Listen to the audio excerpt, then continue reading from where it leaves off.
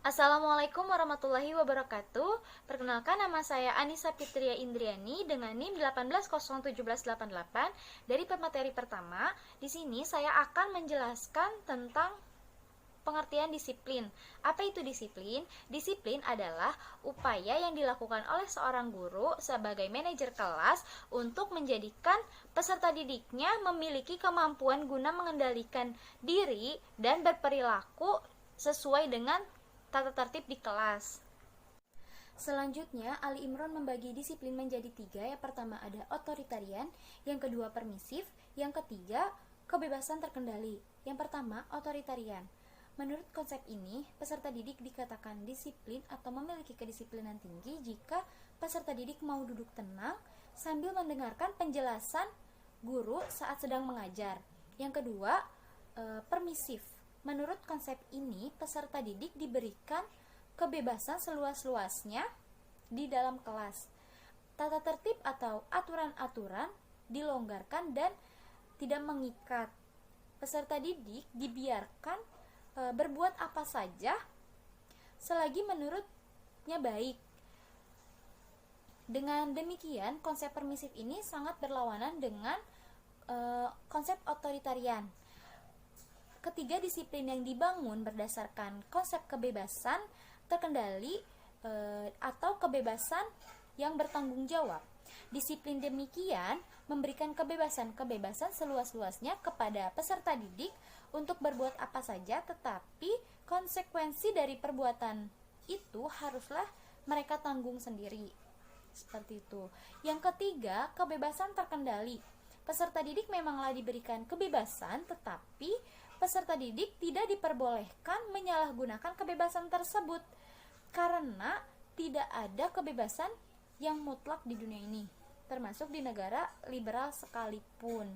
Kebebasan jenis ketiga ini umumnya disamakan dengan istilah kebebasan terbimbing. Selanjutnya ada urgensi pembinaan disiplin. Guru sebagai manajer kelas harus mampu menumbuhkan kedisiplinan, terutama disiplin diri. Untuk kepentingan tersebut, guru harus mampu melakukan hal-hal sebagai berikut. Yang pertama, guru harus membantu mengembangkan pola perilaku peserta didik. Yang kedua, guru membantu peserta didik meningkatkan standar perilakunya. Yang ketiga, guru menggunakan pelaksanaan tata tertib kelas sebagai media untuk menegakkan disiplin. Dengan kedisiplinan, peserta didik bersedia untuk patuh dan mengikuti tata tertib kelas dan menjauhi berbagai larangan di dalam kelas. Teman-teman, sebelumnya perkenalkan, nama saya Zuina Janah dengan NIM 1801453. Di sini saya akan melanjutkan materi yaitu teknik pembinaan dan penerapan disiplin kelas. Nah, tadi kan sudah sedikit dijelaskan tuh oleh Anissa.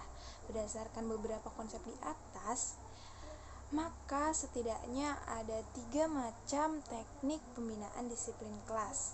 Nah, apa aja itu? Yang pertama yaitu teknik eksternal kontrol. Nah, teknik eksternal kontrol ini merupakan suatu teknik yang mana disiplin peserta didik ini haruslah dikendalikan dari luar peserta didik. Nah, maksudnya gimana sih? Maksudnya yaitu peserta itu di dalam kelas senantiasa terus diawasi, dikontrol agar tidak terbawa dalam kegiatan-kegiatan yang destruktif atau kegiatan yang tidak produktif. Menurut teknik ini, peserta didik di dalam kelas itu harus terus-menerus didisiplinkan dan jika perlu bahkan diberi hukuman atau hadiah.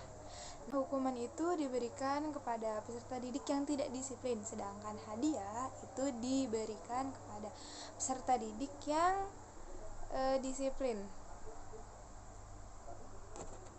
Nah, oke teman-teman, jadi seperti namanya ya, yaitu eksternal. Jadi butuh dorongan-dorongan dari luar kayak tekanan atau mungkin suatu umpan gitu yang diberikan kepada siswa untuk disiplinkan seorang siswa itu dalam kegiatan belajar mengajar atau dalam kehidupan sehari-harinya, merupakan pembiasaan sikap disiplin seperti itu teman-teman. Jadi butuh bantuan dari luar gitu. Dalam tanda kutip di sini gurunya ya. Oke teman-teman, selanjutnya yaitu teknik yang kedua, yaitu teknik internal control. Ini merupakan kebalikan dari teknik eksternal control tadi ya. Jadi kalau misalkan teknik eksternal itu dari luar, pengaruh-pengaruh dari luar, kalau di sini menggunakan suatu teknik yang berasal dari dalam peserta didik.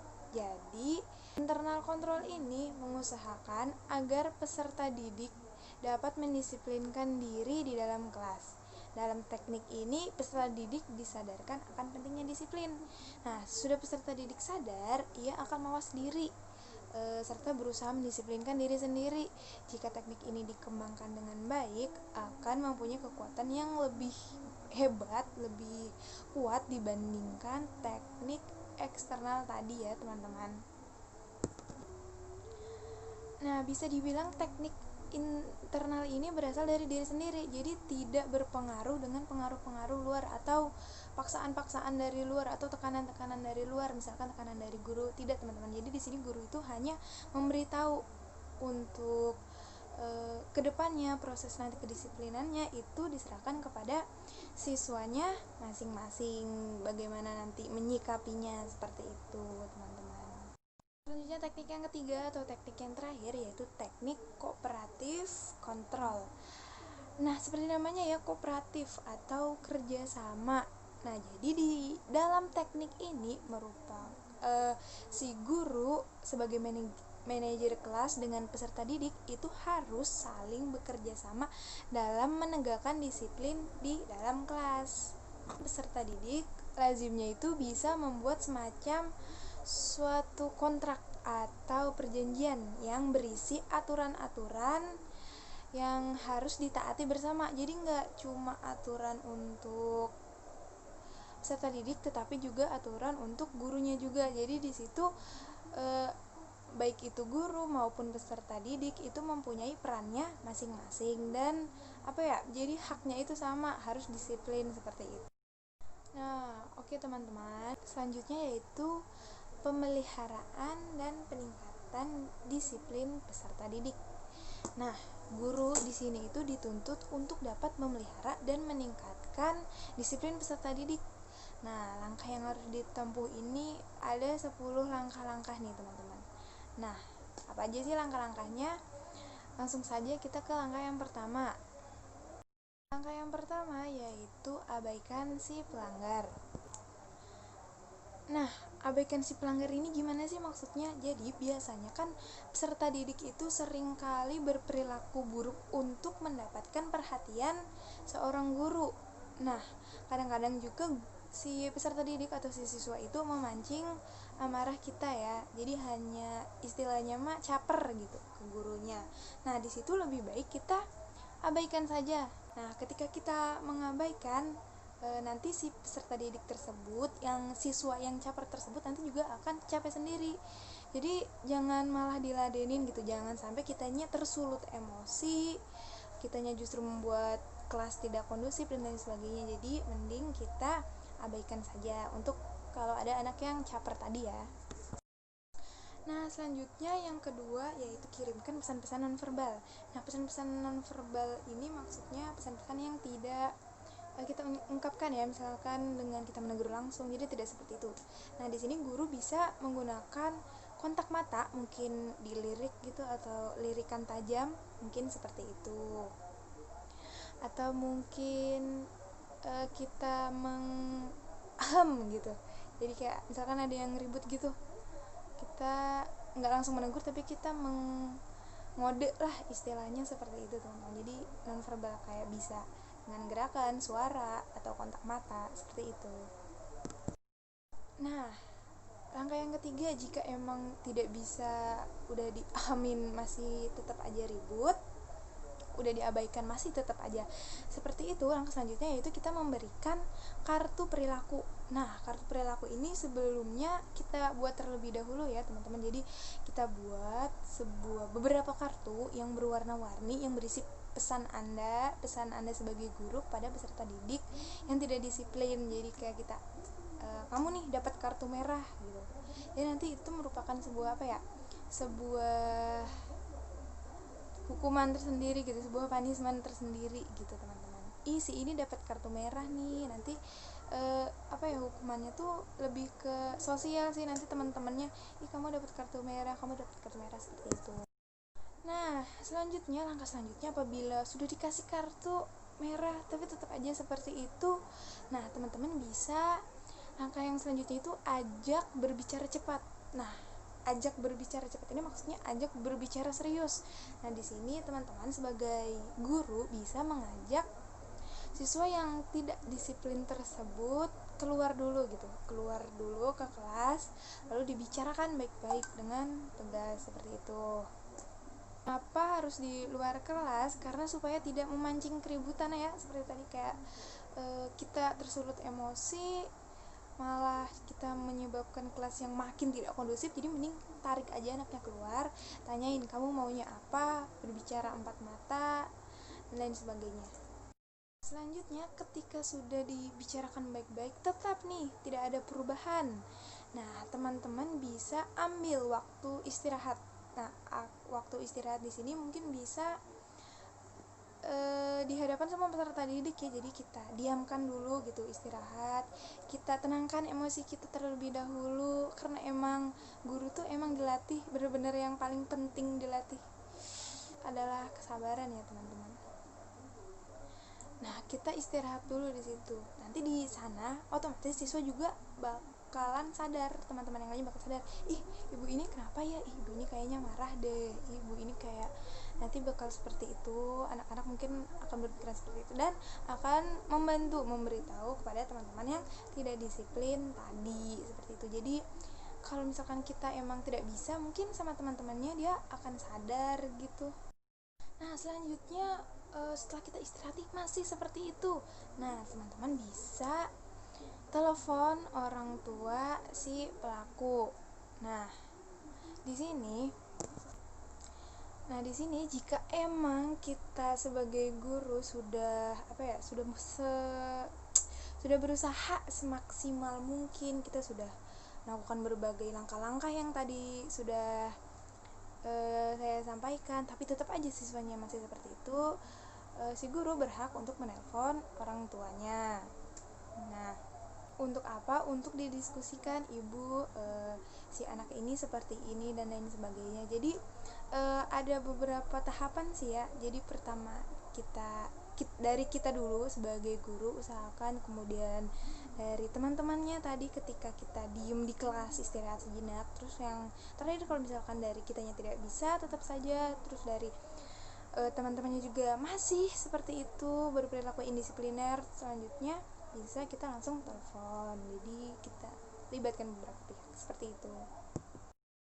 Nah, langkah selanjutnya yaitu ketika kita sudah berdiskusi nih sama orang tuanya, kita juga sudah ngobrol-ngobrol dan akhirnya pasti kita membicarakan suatu perjanjian khusus gitu. Di sini maksudnya kontrak lah ya istilahnya, seperti itu. Jadi di sini itu kita menandatangani kontrak.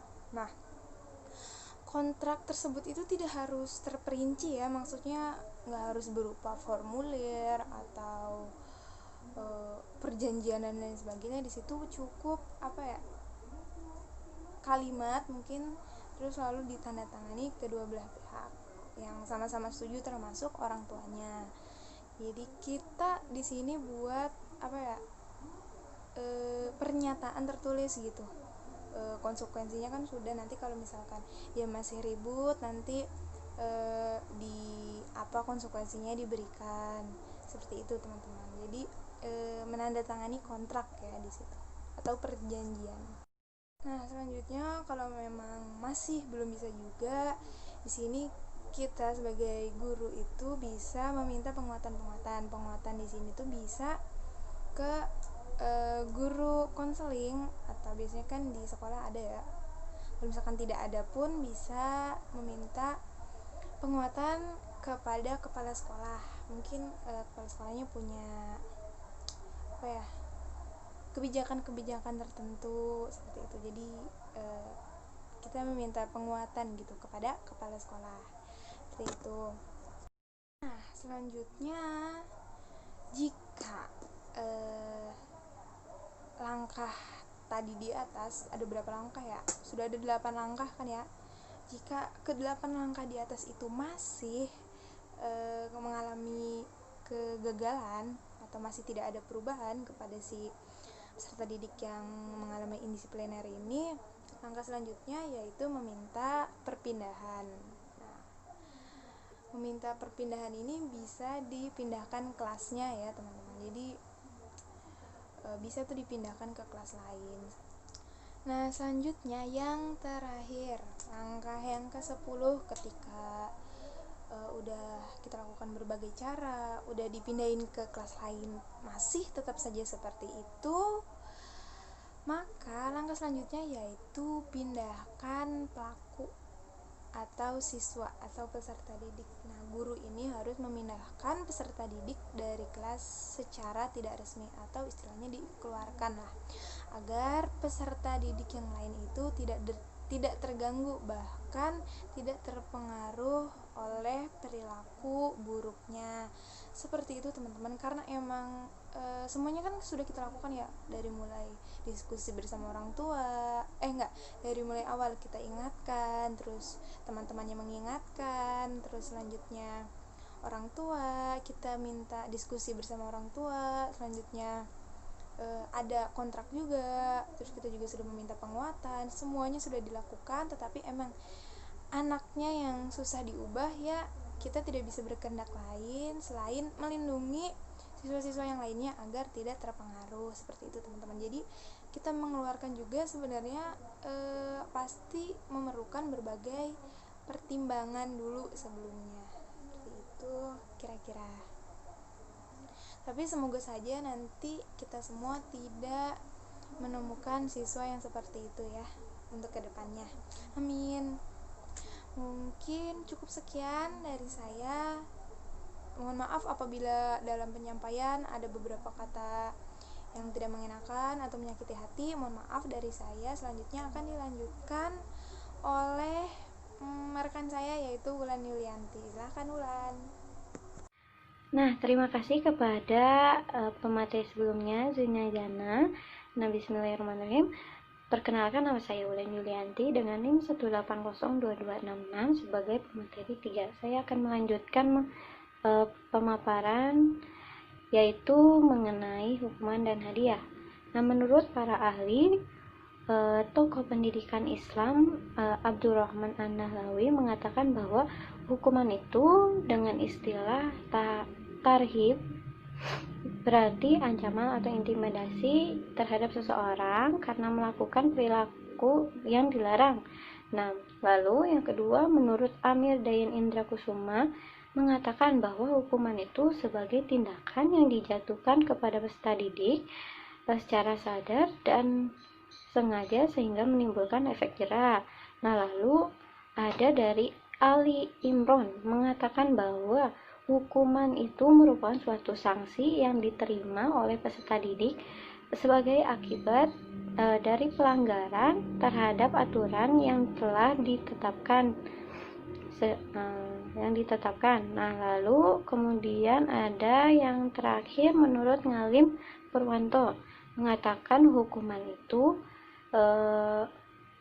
mengartikan sebagai penderitaan yang diberikan atau ditimbulkan dengan sengaja oleh seorang guru sesudah terjadi suatu pelanggaran atau kesalahan. Nah, dapat kita simpulkan bahwasanya hukuman itu adalah suatu perilaku atau suatu upaya guru secara sadar dan sengaja untuk memberikan sesuatu yang tidak menyenangkan kepada peserta didiknya yang melanggar tata tertib kelas dan bertujuan agar peserta didik ini dapat sadar dan berjanji tidak akan mengulanginya lagi. Nah, lalu kemudian hadiah. Nah, hadiah sangat berlawanan dengan hukuman.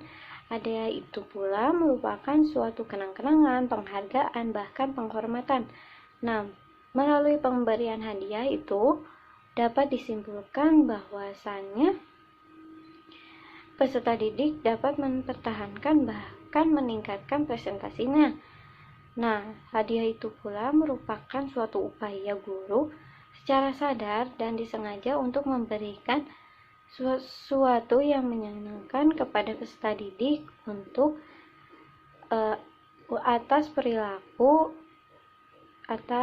sesuai dengan perilaku tata tertib kelas agar dapat mempertahankan perilaku baiknya. Macam-macam hukuman dan hadiah. Nah, beberapa macam hukuman yang diberikan oleh guru kepada peserta didik. Yang pertama itu menatap tajam. Nah, menatap tajam ini merupakan hukuman ringan. Nah, guru memberikan hukuman ketika peserta didiknya melakukan pelanggaran atau peraturan yang sudah ditetapkan. Nah, dengan menatap tajam peserta didik yang melanggar, lalu kemudian guru mendiamkannya. Nah, lalu yang kedua ada menegur. Jika seorang guru sudah menatap tajam namun peserta didiknya tidak ada perubahan, maka seorang guru harus memperingatkan atau mengingatkan kepada peserta didik untuk tidak melakukan pelanggaran atau peraturan tersebut dengan tegas, seperti perhatikan baik-baik, nah lalu harap tenang. Yang ketiga itu menghilangkan privilege.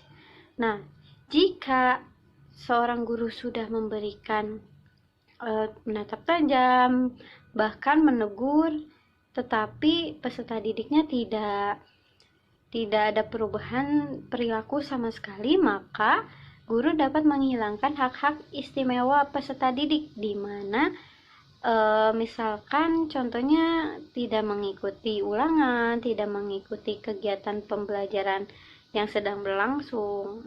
Nah, lalu yang keempat itu ada penahanan kelas. Nah, guru juga dapat menghukum peserta didiknya yang melanggar tata tertib kelas dengan menahannya di dalam kelas. Nah, biasanya guru memanggil peserta didik yang bersangkutan terlebih dahulu, kemudian memintanya untuk berdiri di depan peserta didik lainnya selama pembelajaran sedang berlangsung. Nah, lalu yang kelima itu ada hukuman badan. Nah, hukuman badan ini misalnya mencubir, memukul, bahkan menjewer, dan sebagainya. Sebaiknya guru dapat menghindari pemberian hukuman badan ini karena tidak menutup kemungkinan dapat menimbulkan cedera, bahkan dapat membuat sakit hati yang sangat bagi peserta didiknya. Jika cedera tubuh terlihat dan dapat dengan mudah diobati, tetapi untuk sakit hati itu sangat sulit untuk diobati. Yang keenam itu ada memberikan skor pelanggaran, di mana penyokoran tersebut diatur dengan kriteria-kriteria dan prosedur-prosedur tertentu. Untuk menerapkan hukuman jenis ini, guru harus bekerja sama dengan perwakilan peserta didik untuk menentukan kriteria dan prosedur pemberiannya, kemudian disosialisasikan. Nah, sedangkan untuk hadiah dapat dikatakan bahwa tujuannya dari pemberian hadiah tersebut adalah untuk memotivasi peserta didik agar mereka berperilaku sesuai dengan tata tertib kelas. Nah, bentuk hadiah yang diberikan biasanya seperti ucapan selamat, penghargaan dalam bentuk sertifikat, barang, dan poin. Nah, selanjutnya ada cara memberikan hukuman dan hadiah. Saya akan menjelaskan terlebih dahulu mengenai hukuman. Nah, menurut Ngalim Purwanto mengatakan bahwa ada 6 tata cara untuk memberikan hukuman kepada peserta didik. Nah, yang pertama itu ada guru harus menghukum kesalahan-kesalahan yang benar-benar terjadi jika ia sudah tidak menemukan jalan lain untuk mendisiplinkan peserta didiknya. Lalu yang kedua itu ada guru menghindari tindakan mengancam atau menakut-nakuti. Jika peserta didik diancam dan merasakan ketakutan, yang ada malah peserta didik akan enggan belajar di kelas. Rasa takut juga tidak membangkitkan hasrat peserta didik untuk memperbaiki diri. Lalu ada yang ketiga itu ada guru menghukum dengan perasaan halus. Nah, pada saat menghukum, hendaknya guru tidak menghukum peserta didiknya di hadapan banyak orang. Nah, lalu yang keempat, guru bersikap adil saat menghukum peserta didik. Nah, hukuman yang guru berikan sepadan dengan kesalahan yang dilakukan peserta didiknya. Bahkan hukuman itu harus diberikan dengan menyesuaikan kepribadiannya peserta didik. Nah, lalu guru tidak membeda-bedakan peserta didik dalam memberikan hukuman. Nah, yang kelima itu ada hukuman dan pelanggaran sebaiknya harus ada hubungannya. Misalnya, membersihkan kelas ketika peserta didik mengotori kelas. Nah, yang keenam, ada hukuman yang diberikan guru dapat menimbulkan rasa tanggung jawab kepada peserta didik. Nah, peserta didik berbeda-beda. Pada peserta didik yang cepat menyadari kesalahannya, tetapi ada juga peserta didik yang sulit mengakui kesalahannya, bahkan melempar kesalahannya pada orang lain. Ada beberapa hal yang dilakukan guru dalam memberikan hadiah. Yang pertama itu, ada guru harus mengenal betul peserta didik dan mengerti bagaimana cara menghargai mereka dengan tepat. Nah, hadiah yang diberikan guru kepada peserta didik menjadi tidak bermakna jika tidak sesuai dengan yang disenangi peserta didiknya. Alhasil, hadiah yang salah atau yang kurang tepat tidak dapat membawa akibat yang diinginkan guru. Yang kedua itu ada hadiah yang diberikan kepada peserta didik hendaknya tidak menimbulkan iri hati atau cemburu pada peserta didik lainnya yang merasa perilakunya juga lebih baik darinya tetapi tidak mendapatkan hadiah. Nah, lalu yang ketiga itu ada memberikan hadiah hendaklah hemat. Jika selalu sering memberi hadiah akan menjadi kurang bermakna. Nah, lalu yang keempat, jangan memberi hadiah